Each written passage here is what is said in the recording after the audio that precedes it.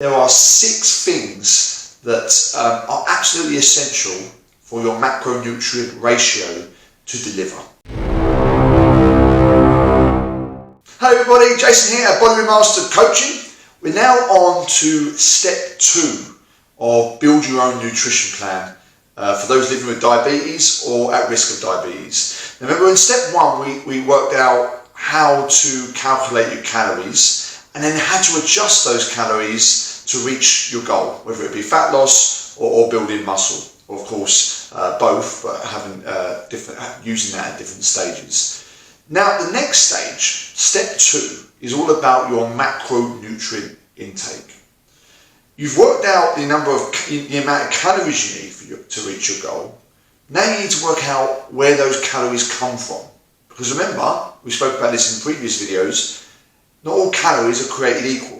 Now remember, there are 3 core macronutrients, and of course there is alcohol as well, we spoke about that. And that's fat, carbohydrates and protein. And we've had previous videos talking about each one of those. But now we need to put them together in terms of what works best for you. Now once again, as always, there is no secret formula or equation for this. There is not one ratio works best for fat loss and for protein. Once again, it is down to you as an individual, down to your lifestyle, down to the way in which you react to certain foods and the balances and ratios, how much energy you get from that. So obviously we'll be talking about diabetes and fat loss in terms of what ratio probably would work best. But again, a lot of it is down to testing and then adjusting.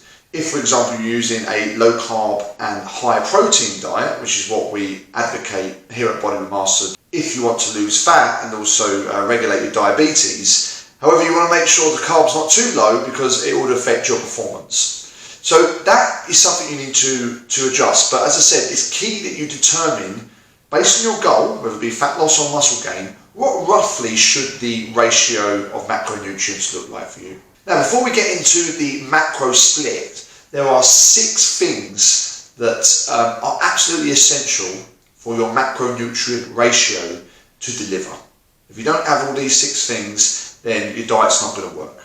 Okay. The first one is that whatever ratio you have, it's got to support life, obviously, and that means giving you the essential amino acids you need, the essential fats, things that your body can't obtain itself. Of course, enough calories to survive. So that's the first one. It's got to support life, ultimately. The second one is got to support performance. Remember, as part of your plan at Body Remastered, you'll also be having an exercise regime to follow as well. You've got to be able to have enough energy to keep to that exercise regime. The third one is that it's got to provide glycemic control. And this is really key and critical for someone living with diabetes. And that is all about in the way in which it releases glucose into the blood. The fourth aspect that it must include is recovery. And remember, when you're training, particularly for muscle training, but any type of training, your body needs to recover and then it needs to adapt. And that is often, you hear the expression, when you're trying to build muscle, you don't build muscle in the gym, you build it after the gym when your body's recovering. So you've got to give adequate ability for your body to recover, and if you're not giving your body fuel, the right macronutrients, whether it be protein, carbs or fats, then it just won't recover. The next one is that it's got to stimulate mood. Okay, if you're using a ratio, and this can particularly happen if your carb ratio and your macronutrient breakdown is too low, then you'll just end up very lethargic, lack of energy and just unwillingness to do anything. And that's a telltale sign you need to increase the ratio of carbs. So mood is absolutely key to monitor when you start building your ratios. And then the last point, this is absolutely key for someone who wants to reduce fat, is appetite, controlling your appetite. And this is where protein comes into the macronutrients. If the protein is not high enough, then you're going to have an issue with controlling your hunger, because remember, you are actively reducing the amount of calories. You're in a calorie deficit, so you're going to feel more hungry, so you need good macronutrients to control that. So they're the 6 things on the screen now, And I want you to think about those aspects every time you're breaking down your plate, in essence. You know, when you're having your breakfast, your lunch and your dinner, etc. Look at your plate and think, okay, is the ratio where it needs to be for my goal? And do I need to adjust it because it's not meeting one of these aspects? Okay, so this should definitely support you. Now, there are certain targets you can work to. It's not just out in the air and you've got to start and keep testing.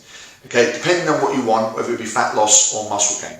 Let's just talk about fat loss first. Anytime you're building a macronutrient ratio or a split, you want to start off with the fats and the proteins first. Why is that? Because, as I said, in protein and fat there are essential elements in that the body needs.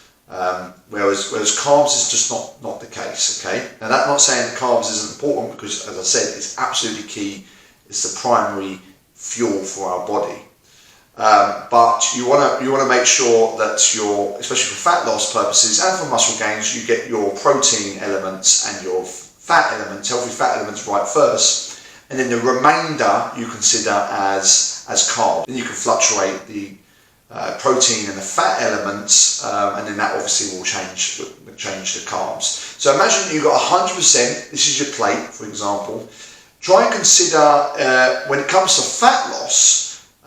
We spoke before about 1.4 to 2 grams of protein per kilogram of body weight is roughly what you should be aiming for. Shouldn't be having too much protein.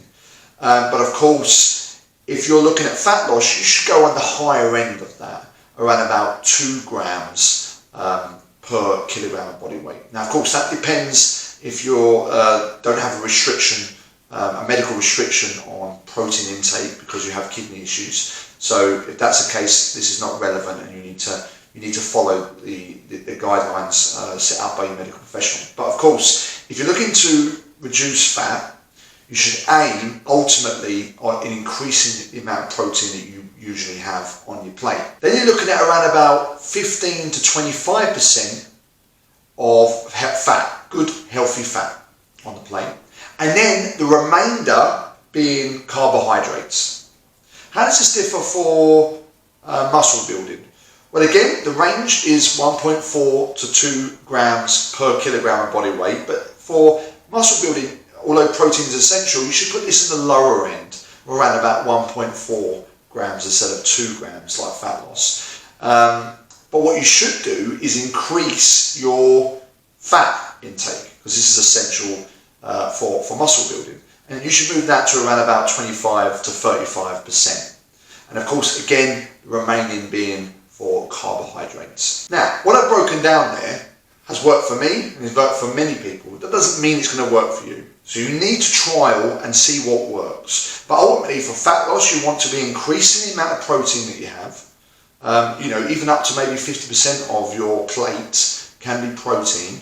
And then, good fats, around about 10 to 15 or 20%, and ultimately the rest being carbohydrates. And that's a good way to begin the fat loss journey. And then you can adjust as we begin to get the goals week on and week off. And you can track all this really easy. On the Body Remastered app, obviously, this is where we send out your schedules and your exercise programs and nutrition plans. But you can link a free app called MyFitnessPal, which can work a lot of this out for you. There's only a few extra elements, advanced elements, where you need to pay, but ultimately it's free. But there are other sort of great tools you can also use that are free that will help you break down your calories and also your macronutrient intake, so you know what you're getting for every single meal that you're preparing. So let's just break those down again. If you can imagine pie charts, think about the differences. So if you want to ultimately lose weight and fat loss, and that's your ultimate goal at first before you get to maintaining or maybe even building muscle, then the first step is really just breaking down the macro split. And ultimately in that split, you're going to look at high protein or higher protein, low carb and low fat. Okay, that's the ideal. So when it comes to protein, think around about 35 to possibly 50% of your overall ratio being protein. Then on the fat side, think about 15 to 25 or possibly 30% being your fat ratio. And then lastly, the remaining being carbs. How does this differ from muscle gain? That's your primary goal. Well, muscle gain is a lot different because carbs are going to play an even more important role in the energy requirement. So therefore, your protein intake, although protein is key, and you need that to build muscle, that's going to be probably on the lower percentage, around about 35%,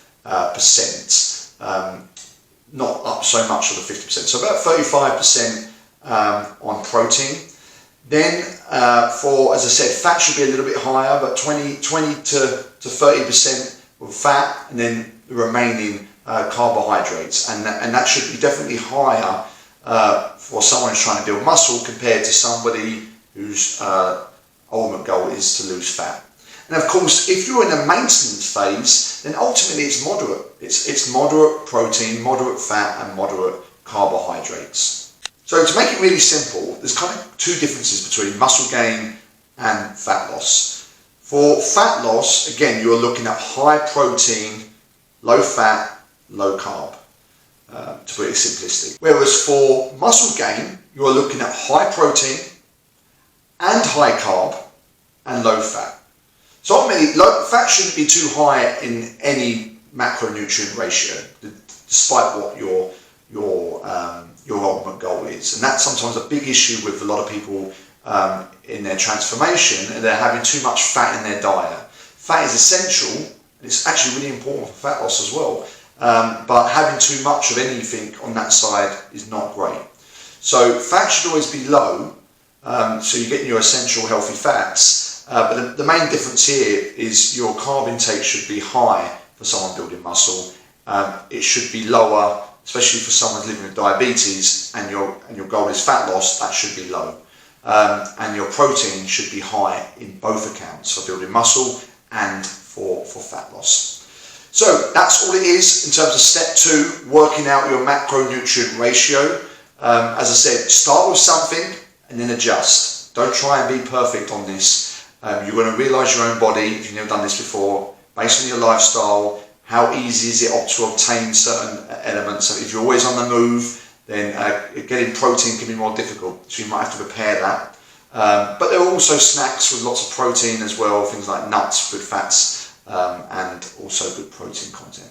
So have a look at that, and then the next video we'll be looking at step 3, and that's what to eat and when to eat it. And that's going to be key as well in building your nutrition plan. So, as always at Body Weight Masters, we're not medical professionals. We ultimately help and coach people to transform their body while living with diabetes or at risk of diabetes. I'm really looking forward to going through the next step and ultimately building the full plan for your nutrition. So giving you the knowledge on how to do this once you deliver to your, once you actually get to your goal, and how to maintain it, and always knowing what to do in case anything goes sideways. Thanks very much. See you in the next video. Bye.